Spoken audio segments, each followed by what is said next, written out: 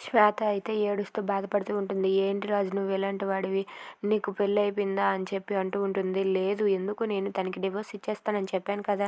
నేను నిన్నే పెళ్లి చేసుకుంటాను. మనిద్దరం ఒక్కటే ఎప్పటికైనా" అని చెప్పి రాజు అంటూ ఉంటాడు. ఇదంతా కూడా కావ్య చాటుగా వింటూ ఉంటుంది. ఎక్కడ రాజు చూసేస్తాడేమో అని చెప్పి తన ముఖం మూసుకొని మరీ వింటూ ఉంటుంది. ఇంతలో రాజు అయితే శ్వేతకు నచ్చజెప్పి ఆ రూమ్ నుండి బయటకు వస్తాడు. బయటకు రాగానే అక్కడ కావ్య ఎదురు పడుతుంది. అక్కడ కావ్యని చూసి రాజు అయితే ఒక్కసారిగా షాక్ అవుతాడు. ఏంటి కళావతి ఎక్కడ ఉంది? ఎప్పటి నుంచి ఉందో ఏంటో, మా మాటలన్నీ విన్నదా ఏంటి అని చెప్పి అనుకుంటూ ఉంటాడు. ఏంటి ఎక్కడ ఉన్నావని కావ్యని అడిగితే, నేను ఇప్పుడే కాదు ఎప్పుడో వచ్చాను, మీరు షాక్ అయ్యారా ఏంటి అని చెప్పి కావ్య అడుగుతూ ఉంటుంది. ఆ మాటలకి నేనెందుకు షాక్ అవుతాను, నా పనిలో నేను ఉన్నానని చెప్పి రాజు అంటూ ఉంటాడు.